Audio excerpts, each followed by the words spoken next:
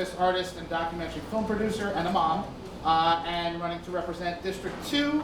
I thought that was going to be a lot quicker. What we're going to do is, for folks that didn't get a chance to get the bios, we're going to make sure that all three clubs have the links to the bios to download them. They're in PDF format. You can download them, take a look at them if you have any further questions after the fact. So we can start with Allie Ryan.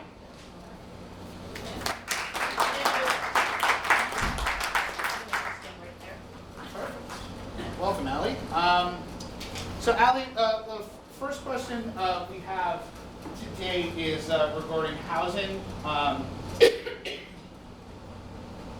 Would you have voted for the city of yes? If not, why? And if so, does it do enough to solve the housing crisis? And be specific on what else we can do to spur affordable development. And you have 10 minutes to do so. Not for just this question, 10 minutes for the whole time. Okay. Go ahead. So, I actually testified against the city of yes, and I want to tell you why. I testified because we need to stop pitting green space against affordable housing, such as Elizabeth Street Garden. The community gardens right now are scared that they're going to be put on the auction block to be auctioned to the developer.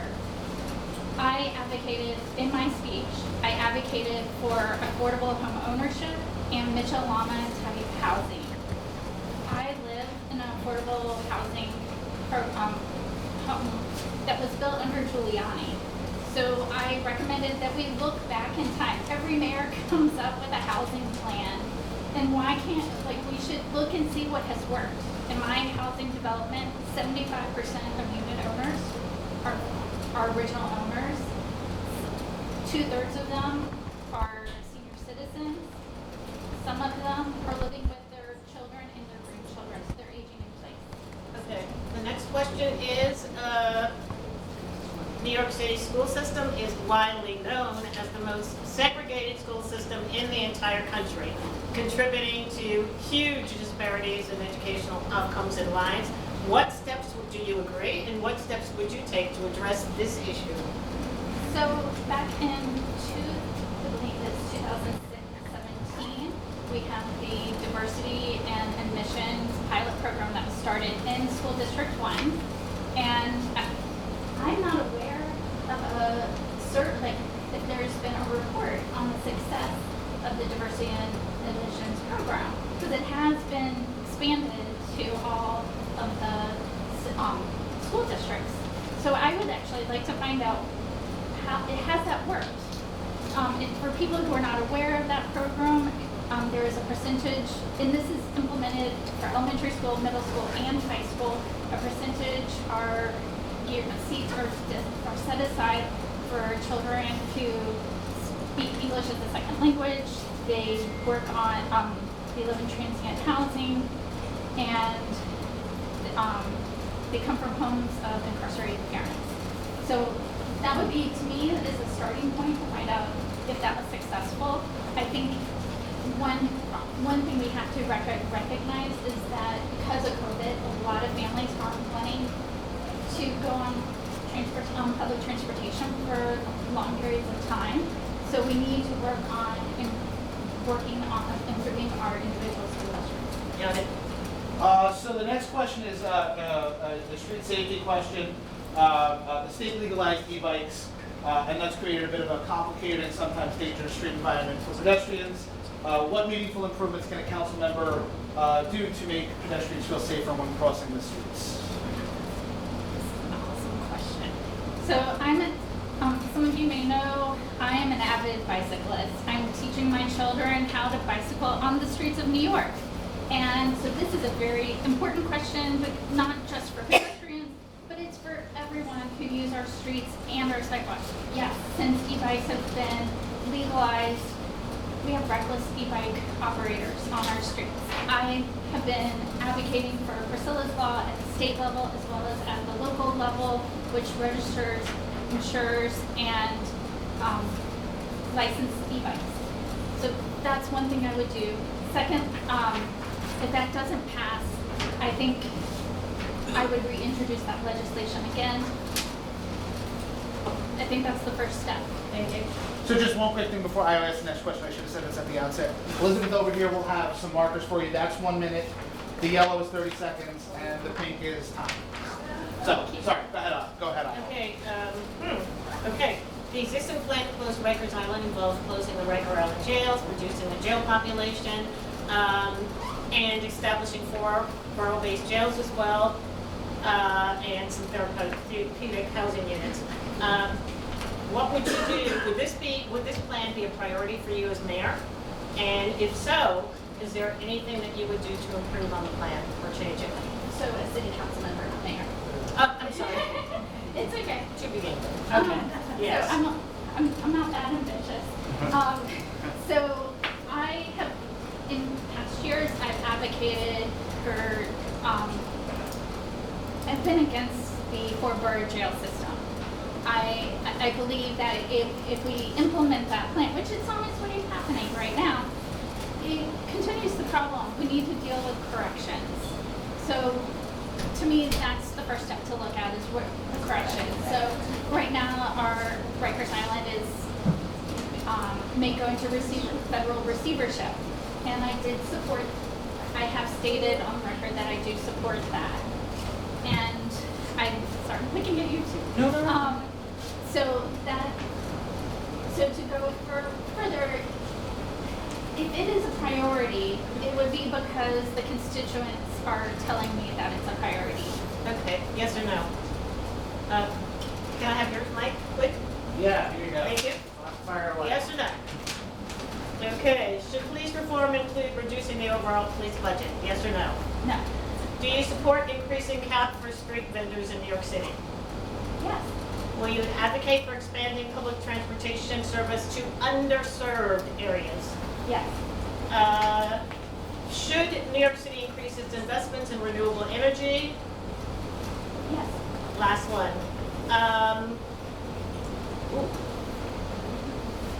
I'm sorry.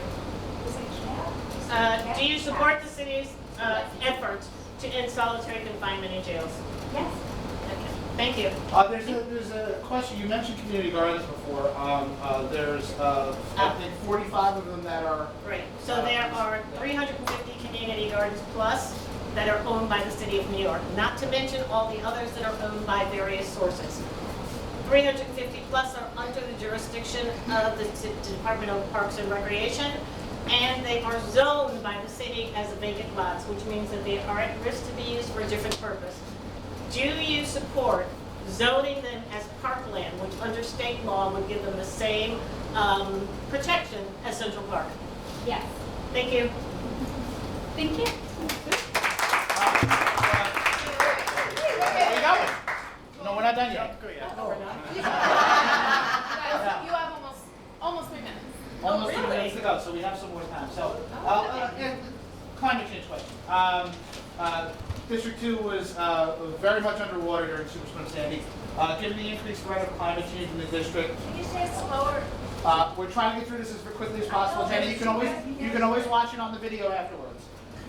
Given the increased threat of climate change, what additional protections would you propose to mitigate flooding from storms like Superstorm Sandy? This is a great question. So my building was flooded during Hurricane Sandy, so it is and I live in the flood evacuation zone, the flood zone, so this is very personal because whatever we do impacts my home and my neighbors' homes. And so right now we have the community gardens. They actually have implemented sustainable climate change friendly initiatives in each of the community gardens in our neighborhood. Another reason why to save them. But I would say something I would work on is the sewer system, because the sewers, every time right now, it's not about the incoming floodwaters from East River, it's from our sewers. I've had neighbors who live on the ground floor. When it rains, they're taking a toilet plunger and plunging the sewer grate right outside their home so they don't get flooded. So to me, we need to, I know a part of the ESCR, the Eastside Coastal Resiliency Project, we they have implemented these, survey conveyance. Parallel Thank you, parallel conveyance system, so I think we need to look at that. 1 minute. Okay, so you have 1 minute. Please feel free to give a closing statement. Okay. So I just want to say thank you everyone for having me. I actually had prepared a 5-minute speech, so now I have to condense it to 1 minute.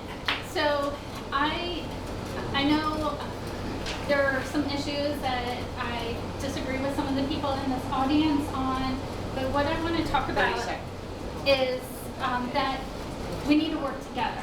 For what's happening in Washington, more than ever, we need to come together and work together. And I'm here tonight because I want to work with y'all. I have worked a lot in activism over the past 20 years, and I've fought hard, and I want to stop. I'm running because I want to stop the necessity of lawsuits. And thank you very much for your time. Perfect timing. Thank you.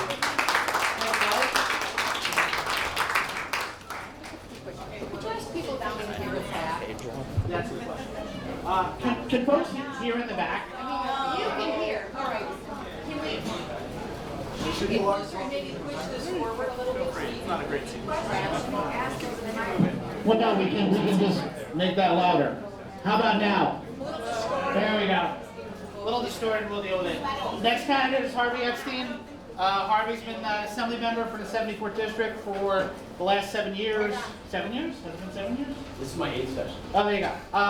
And before that was a member of the Rent Guidelines Board when they had the first ever rent freeze in the 47-year history of the Rent Guidelines Board. Without any further ado, we have Harvey. So we're going to wait for a couple more folks to come in, and then Harvey will give you the first question. Just so you know, Elizabeth has some sheets of paper. Blue means 1 minute. 1 minute? That's it? The yellow means 30 seconds, and the pink means time is over. Bye-bye.